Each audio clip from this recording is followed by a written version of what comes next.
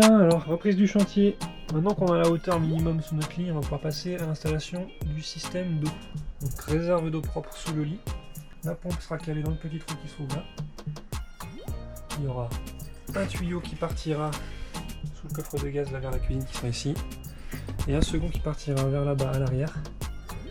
Ou là-bas, je ne sais pas encore. Pour la douchette extérieure. Pour ça, on a une pompe sur flot, un gros réservoir d'eau propre, et puis tout un tas de raccords et de tuyaux. On va essayer de se débrouiller avec ça. Ok, donc voilà comment je vais m'y prendre. On va surélever ça de quelques centimètres, on a un peu de marge. On va placer ça pour la sortie, juste en dessous dans un coin. Tuyau, filtre, pompe. Sortie, on part sur un petit morceau, tout droit vers la cuisine, et à gauche vers la douchette qui sera au fond du camion. Allez, let's go!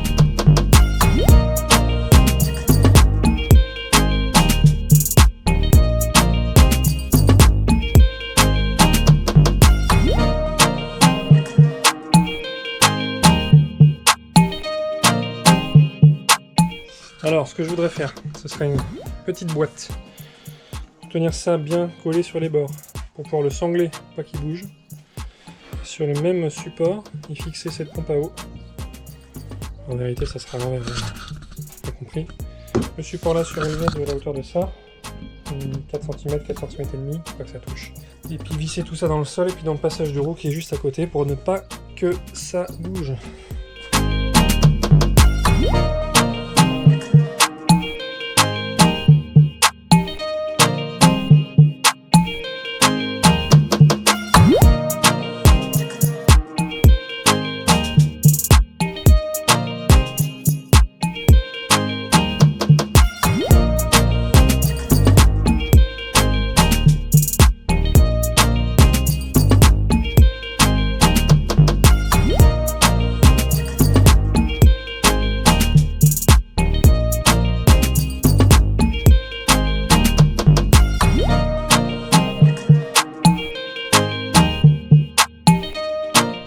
Support de réservoir d'eau propre se termine.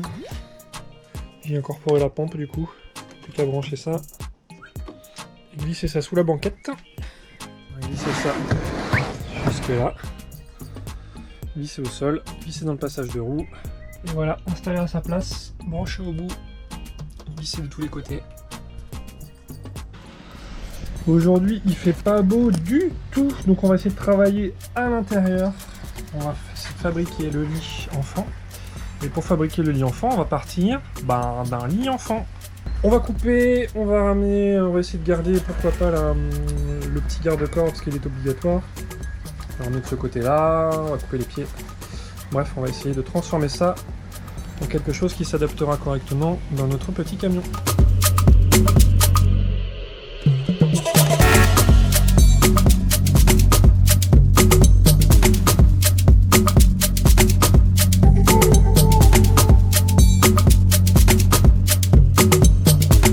Allez, on va voir ce que ça donne entre les gouttes. Petit lit bien accroché entre les deux parois. Je pense qu'on va peut-être profiter de ce gap là pour mettre une petite équerre fixée dans le fond. Et puis ici, 2 trous dans l'équerre à l'acier qu'on a rajouté. On va fixer tout ça. Sommier et matelas. Il y a un lit pour ma poulette. Le petit lit enfant. Alors, d'après ce que vous avez pu voir avant, j'ai dû déplacer cette barrière pour 2 raisons. La première, c'est que suivant le guide AFNOR, il faut 15 cm entre le haut du matelas et le haut du garde-corps. Il y avait 10, donc j'ai dû rallonger les montants. Deuxième chose, il ne va pas y avoir plus de 50 cm d'entrée ici. Donc j'ai dû ramener cette barrière vers la droite.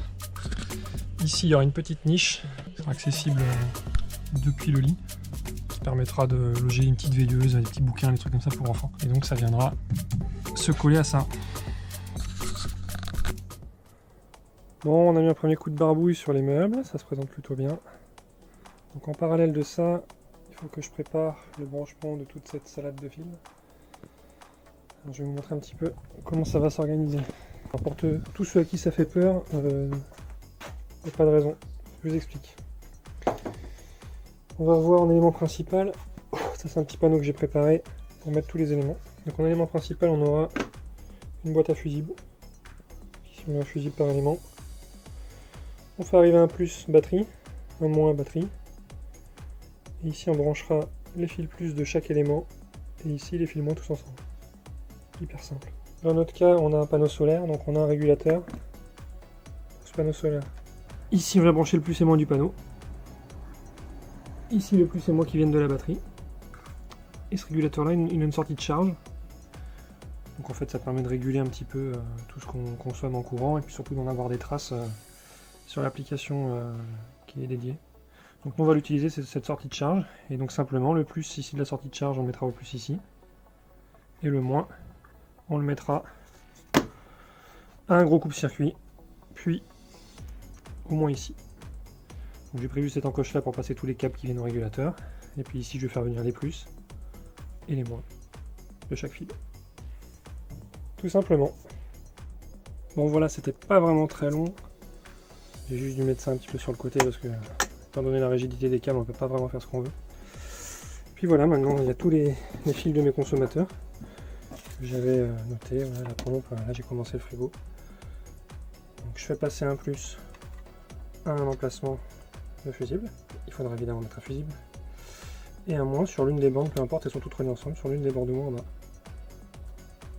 Et puis ma foi, c'est tout. Donc on pourrait visser les fils directement derrière la petite plaque ici et pareil ici.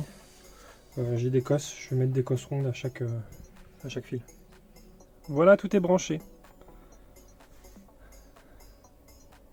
La batterie qui arrive là plus moins, le panneau solaire qui arrive au milieu plus moins, la sortie de charge. Le plus arrive à la boîte à fusibles, il est redistribué après sur tous les consommateurs. Le moins, il passe par le coupe-circuit. Et il est redistribué aussi sur le moins de tous les consommateurs. Donc il ne me reste plus qu'à mettre des fusibles partout, enfin sur toute la rangée à utiliser en tout cas. Finir de labelliser proprement parce que ça c'est pas terrible. Le couvercle. Voir si je peux le remettre. On verra. Puis après, clic. Et c'est parti.